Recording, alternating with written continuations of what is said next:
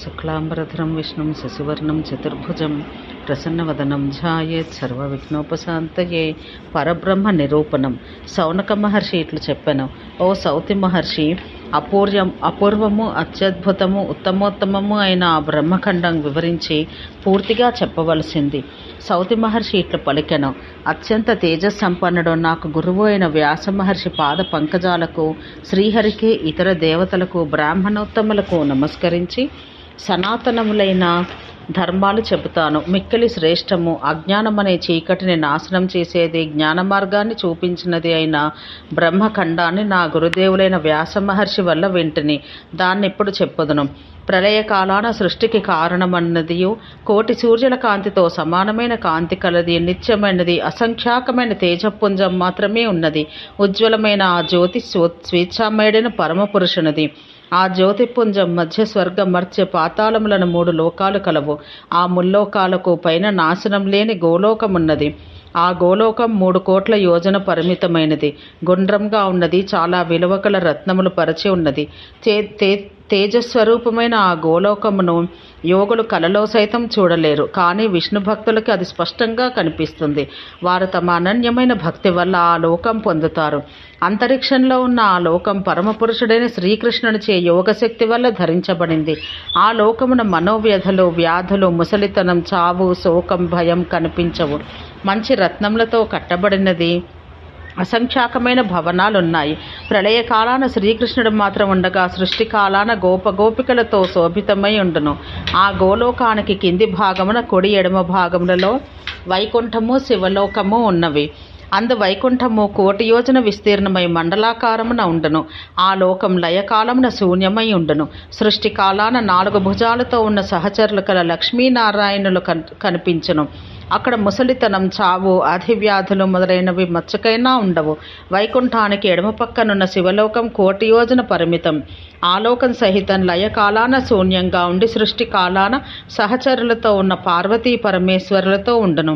గోలోకాన ఉన్న జ్యోతి మిక్కిలి మనోహరమైనది, ఆహ్లాదాన్ని, శాశ్వతమైన పరమానందాన్ని కలిగించును.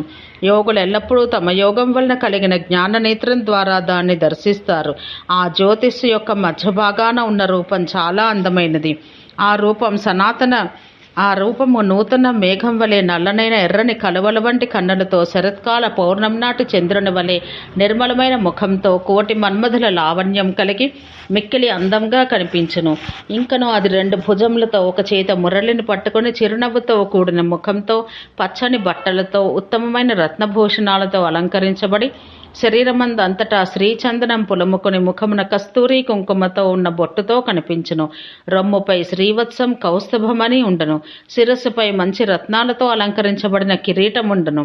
వనమాలాభూషితమే రత్నసింహాసనాన ఉన్న ఆ రూపమే సనాతనమైన పరబ్రహ్మగా, భగవంతుడుగా కీర్తించబడుచున్నది.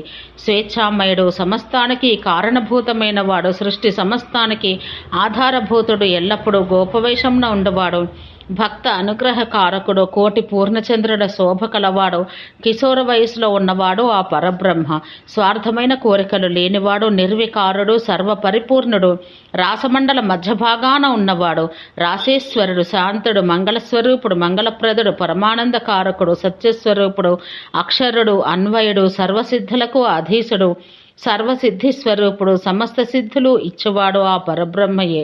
ప్రకృతికి అతీతుడు, ఈశ్వరుడు, నిర్గుణుడు, ఆదిపురుషుడు, అవ్యక్తుడు, స్వతంత్రుడు, అద్వితీయుడు అయిన ఆ పరమాత్మను శాంతాత్ములైన వైష్ణవులు సదా ధ్యానిస్తారు.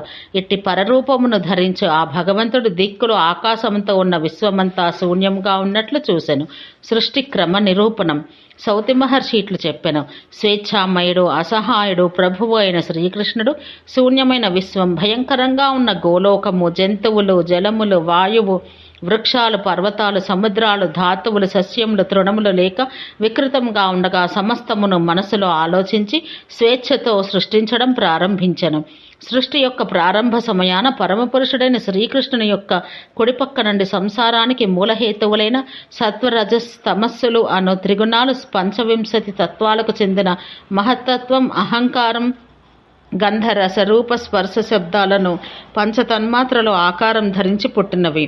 ఆ తర్వాత శ్యామమూర్తి యువకుడు, పీత వస్త్రాలు ధరించినవాడు, వనమాల ధరించినవాడు, చతుర్భుజుడు, శంఖచక్ర గదా పద్మ ఆయుధాలు ధరించినవాడు, చిరునవ్వుతో కూడిన ముఖపద్మం కలవాడు, రత్నభూషణాలు, కౌస్తుభమని, సారంగమనే ధనుసు ధరించినవాడు, వక్షస్థలాన శ్రీవత్సం కలవాడు, లక్ష్మీ నివాసుడు, శరత్కాల చంద్రుని కాంతి మరుగుపరచు ముఖచంద్రుని వలన అందమైన వాడు, మన్మధుని కన్నను సౌందర్యమున మిన్నైన రూపలావణ్యం కలవాడు అగు నారాయణమూర్తి స్వయంగా ఆవిర్భవించెను.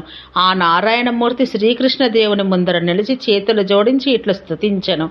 శ్రేష్ఠుడు, ప్రధానమైన వాడు, వరములిచ్చువాడు, వరములను ఇచ్చుటకు అర్హుడు, కారణాలకు కారణమైన వాడు, కర్మస్వరూపుడు, ఆయా కర్మలకు కారణభూతుడు, తపస్వరూపుడు, ఆయా తపస్సుల ఫలితమిచ్చేవాడు, సదా తపస్వి అయినవాడు, ఈశుడు, నూతన మేఘం వలె నల్లనివాడు, స్వాత్మయందును ఉండువాడు, మనస్సును హరించువాడు, నిష్కాముడు, కామస్వరూపుడు, కామాన్ని పోగొట్టువాడు, కోరికలకు కారణభూతుడు, సర్వస్వరూపి, సర్వేశ్వరుడు, సమస్తానికి కారణమైనవాడు, వేదరూపుడు, వేదవాచుడు, వేదములందు చెప్పబడ్డ ఫలితాలిచ్చేవాడు, ఫలస్వరూపుడు, సమస్త వేదాలు తెలిసినవాడు, సమస్త వేదాలు తెలిసిన వారిలో శ్రేష్ఠుడు అయిన నిన్ను ఎల్లప్పుడూ నేను ప్రార్థిస్తాను అని ఈ విధంగా భక్తితో కూడుకున్న ఆ నారాయణుడు శ్రీకృష్ణ పరమాత్మ ఆజ్ఞను అనుసరించి ఆ పరమాత్మకు ముందున్న రత్నసింహాసనమున కూర్చుండెను.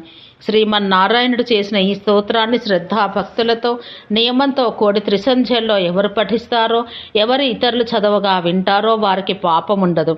పుత్రులను కోరి ఈ స్తోత్రం చేస్తే వింటే వారికి తప్పక పుత్రులు కలుగుతారు.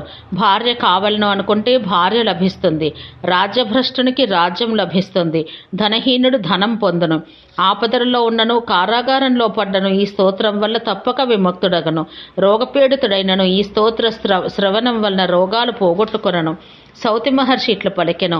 ఆ పరమాత్మ ఎడవ భాగాన శుద్ధ స్ఫటికం వలె ఉన్నవాడు, 5 శిరస్సులు కలవాడు, దిగంబరుడు, మిక్కిలి పరిశుద్ధమైన బంగారు కాంతి గల జడలు ధరించినవాడు, చిరునవ్వగల ముఖంతో ఉన్నవాడు, 3 కన్నులు కలవాడు, శిరస్సున చంద్రుడున్నవాడు, చేతిలో జపమాల కలవాడు, సమస్త సిద్ధులకు ఈశ్వరుడు, స్వయంగా సిద్ధుడు, యోగీంద్రులకు గురువుకు గురువైన వాడు, మృత్యువుకు మృత్యువు, ఈశ్వరుడు, మృత్యుంజయుడు, శివస్వరూపుడు, జ్ఞానానందుడు, కాంతి కన్నా మిన్నైన చంద్రుని వంటి ముఖం కలవాడు, విష్ణు భక్తులకెల్ల శ్రేష్ఠుడు ఒక మహాదేవుడు, బ్రహ్మ తేజస్సుతో ప్రకాశిస్తూ శ్రీకృష్ణ దేవుని ముందు నిలిచి పులకించిన అవయవాలు కలవాడై కన్నీళ్లు కారగా మిక్కలి గద్గద స్వరంతో ఆ పరమాత్మను ఇట్లు స్తోత్రం చేసెను.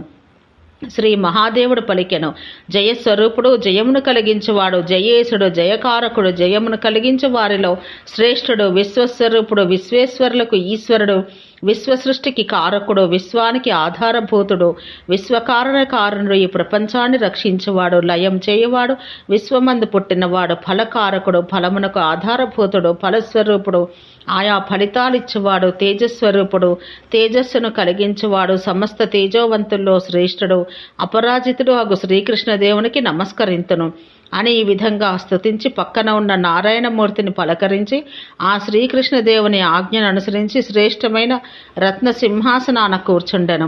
మహాదేవుడు చేసిన ఈ శ్రీకృష్ణ స్తోత్రం ఎవరు నియమంతో చదువుతారో వారికి అన్ని సిద్ధులు కలుగుతాయి. ఎల్లప్పుడూ విజయం కలుగును. స్నేహితులు, ధనము, ఐశ్వర్యము కూడా కలుగును.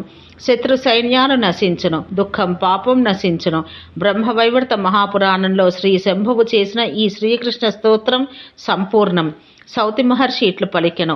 ఆ తర్వాత శ్రీకృష్ణదేవుని నాభి పంకజం నుండి మహాతపస్వి, వృద్ధుడు, హస్తమున కమండలం ధరించిన వాడు, శ్రేష్ఠుడు, తెల్లని వస్త్రాలు, దంతాలు, వెంట్రుకలు కలవాడు, యోగులకు, శిల్పులకు ఈశ్వరుడు, సమస్త ప్రాణికోట్లకు జనకుడు, గురుడు, తప ఫలితాలను సర్వసంపదలిచ్చువాడు, సృష్టికర్త, సమస్త కర్మలకు కర్త, విధాత, హర్త, 4 వేదాలు తన ముఖములందు ధరించినవాడు, 4 వేదాలు తెలిసినవాడు, వేదముల నుండి పుట్టిన వాటికి అధిపతి, శాంతుడు, మంచివాడు, అధిక దయ కలవాడు, సరస్వతీదేవికి భర్త అయిన చతుర్ముఖ బ్రహ్మ ఆవిర్భవించెను.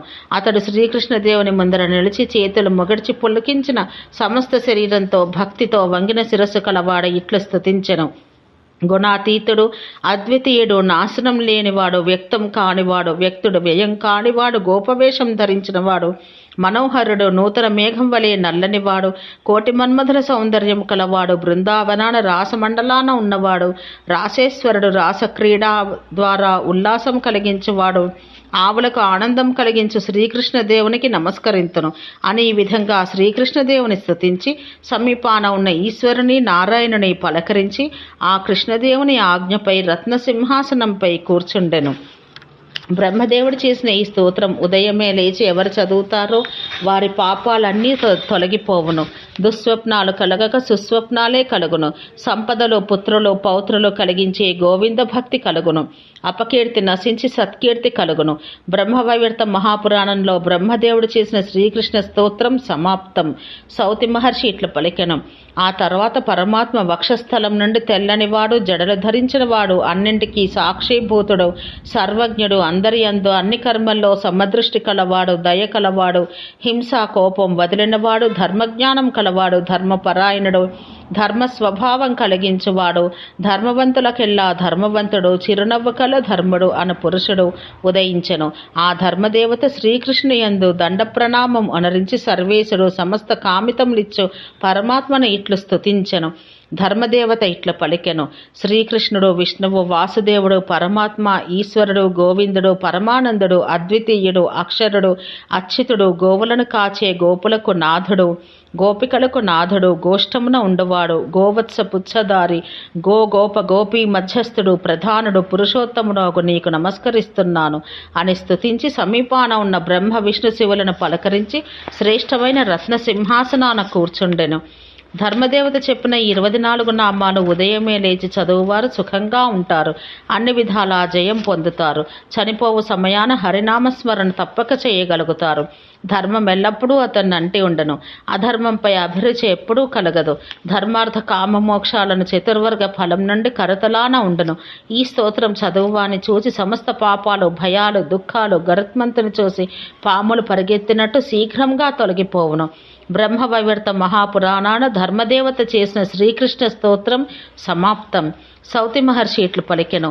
ఆ తర్వాత పరమాత్మయగు శ్రీకృష్ణుని ముఖం నుండి ధర్మదేవత యొక్క ఎడమ భాగమున మూర్తీభవించిన 2వ లక్ష్మి వలె ఒక కన్య ఆవిర్భవించెను. అద్వితీయముగా ఆ దేవి శుక్లవర్ణం కలది. వీణన పుస్తకమును చేతుల్లో ధరించినది. కోటి పూర్ణచంద్రుల వంటి కాంతి కలది. శరత్కాలమందలి పద్మాల వంటి కన్నులు కలది. బంగారు వన్నెగల చీరను, రత్నభూషణాలను ధరించింది. చక్కని పలువరస కలది. చిరునవ్వుతో ఉన్న ముఖం కలది. శ్యామ సుందరాంగుల్లో సుందరి, వేదాలకు శాస్త్రాలకు నిలయ, విద్వాంసులకు తల్లి వంటిది, వాక్కుకు అధిష్టాన దేవత, కవలకు చాలా ప్రీతిపాత్రమైన దేవత, శుద్ధ సత్వస్వరూప, శాంతరూపమగు సరస్వతి గోవిందుని ముందు నిలిచి భగవంతుని గుణాలను, కీర్తిని సుందరంగా పాడెను. తర్వాత ప్రతీకల్పమందు యుగమందు హరి అనరించిన కర్మలను చక్కగా తన వీణపై ఆలపించి చేతులు జోడించుకుని ఇట్లు స్తుతించెను. సరస్వతీదేవి ఇట్ల పలికెను. రాసమండల మధ్య భాగాన ఉన్నవాడు, రాసోల్లాస సముత్సుకుడు, రత్నసింహాసనమందు ఉన్నవాడు, రత్నభూషణ భూషితుడు, రాసేశ్వరుడు, రాసకరుడు, రాసేశ్వరీశ్వరుడు, రాసలీలకు అధిష్టాన దైవం, రాసక్రీడా వినోది, రాసక్రీడ ఎందరి ఆయాసం వల్ల పరిశ్రాంతి నందినవాడు, శాంతమైనవాడు, అందమైనవాడు అని స్తుతించి నమస్కరించింది. పిమ్మట ఆ సరస్వతీదేవి పరమాత్మ ఆజ్ఞ అనుసరించి శ్రేష్టమైన రత్న సింహాసనం మీద కూర్చున్నది. సరస్వతీదేవి చేసిన ఈ శ్రీకృష్ణ స్తోత్రం ఉదయాన్నే లేచి ఎవరు చదువుతారో వారు బుద్ధిమంతులు, ధనవంతులు, విద్యావంతులు, పుత్రవంతులు కాగలరు. సౌతి మహర్షి ఇట్లు పలికెను. శ్రీకృష్ణదేవుని మనస్సు నుండి రత్నాలంకారుల పీతాంబరం ధరించినది, చిరునవ్వగల ముఖం కలది, నవ యవ్వనవతి, సమస్త ఐశ్వర్యాలకు అధిదేవత, సమస్త సంపదల ఫలితాలు ఇచ్చినది అగు ఒక దేవి విష్ణువు ముందు నిలబడి భక్తిచే వంచిన తలకలదే నమస్కరిస్తూ ఇట్ల స్తోత్రం చేసెను. మహాలక్ష్మి ఇట్ల పలికెను. సత్యస్వరూపుడు, సత్యానికి ఈశ్వరుడు, సత్యకారణుడు, సనాతనుడు, సత్యానికి ఆధారభూతుడు, సత్యజ్ఞుడు, సత్యమూలుడగు శ్రీహరికి నమస్కరింతును అని శ్రీ మహాలక్ష్మి స్వచ్ఛమైన బంగారం వంటి తన శరీర కాంతిచే అన్ని దిక్కులను ప్రకాశింపచేస్తూ శ్రీకృష్ణునికి నమస్కరించి సుఖాసనాన కూర్చున్నది. ఆ తర్వాత శ్రీకృష్ణదేవుని బుద్ధి నుండి సమస్తానికి అధిష్టాతృదేవి, మూల ప్రకృతి, ఈశ్వరి, మేలిమి బంగారం వంటి కాంతి కలది, కోటి సూర్యుల కాంతి కలది, చిరునవ్వు ముఖం కలది, శరత్కాల పద్మం వంటి కన్నులు కలది, ఎర్రని వస్త్రాలు ధరించింది, రత్నాభరణాలు ధరించింది. నిద్ర, తృష్ణ, ఆకలి, దప్పులు, దయ, శ్రద్ధ, క్షమ మొదలగు సర్వశక్తులకు అధిష్టాన దేవత, భయంకరమైనది, 100 భుజాలు కలది, కష్టసాధ్య, ఆర్తిని పోగొట్టునది, భగవంతుని శక్తి స్వరూప, లోకాలకన్నింటికీ మాతృస్వరూప, త్రిశూలం, శక్తి సారంగమనే, ధనుస్సు, ఖడ్గం, బాణాలు, శంఖం, చక్రం, గద, పద్మం, స్ఫటికమాల, కమండలం, వజ్రం, అంకుశం, పాశం, భుసుండి, దండం, తోమరం, నారాయణాస్త్రం, బ్రహ్మాస్త్రం, రౌద్రాస్త్రం, పాశుపతాస్త్రం, వాయవ్యాస్త్రం, వారుణాస్త్రం, ఆగ్నేయాస్త్రం, గాంధర్వాస్త్రం ధరిస్తున్న ప్రకృతి శ్రీకృష్ణుని ముందుండి ముదముతో ఇట్లు స్తుతించెను. నేను ప్రకృతి స్వరూపిణిని, ఈశ్వరిని, సర్వేశ్వరిని, సమస్త రూపాలు ధరించుదానను, సర్వశక్తి స్వరూపిణిని. నా వల్లనే ఈ జగత్తంతా శక్తిని కలిగి ఉన్నది. నేను నీచే సృష్టించబడిన దానను, అందువల్లనే స్వతంత్రురాలను కాదు.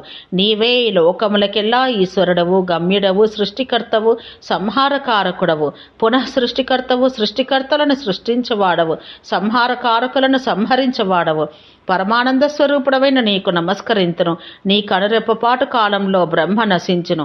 అట్టి నీ ప్రభావం ఎవరు వర్ణించగలరు? నీ కనుబొమ్మల విరుపుతోనే కోటి సంఖ్యగల విష్ణువులను సృష్టించగలవు. బ్రహ్మ మొదలైన చరాచర జగత్తును, సమస్త దేవతలను లీలగా సృజింపగలవు. మహత్స్వరూపం, విరాట్ స్వరూపం నీ కండ్లలో ఒక చిన్న భాగం. పరిపూర్ణుడవు, పరమాత్మవు, ఈశ్వరుడవు నీకు సంతోషంతో నమస్కరింతును. నిన్ను స్తుతించుటకు బ్రహ్మ, విష్ణు, శివాది దేవతలు, వేదాలు, నేను, సరస్వతి, గొప్ప విద్వాంసులు సైతం శక్తులు కారు. నిరీహుడవగు నీకు నేను నమస్కరిస్తున్నానని ఈ విధంగా దుర్గాదేవి శ్రీకృష్ణుని స్తుతించి ఆ దేవునికి నమస్కరించి శ్రేష్టమైన రత్నసింహాసనాన కూర్చుండెను. దుర్గాదేవి చేసిన స్తోత్రానికి దేవతలందరూ సంతోషించి ఆమెను పొగడరి. శ్రీకృష్ణ పరమాత్మ గురించి దుర్గాదేవి చేసిన ఈ స్తోత్రం పూజా సమయంలో ఎవరు పఠిస్తారో వారు అన్ని ప్రదేశాల్లో జయం పొందుతారు, సుఖం పొందుతారు.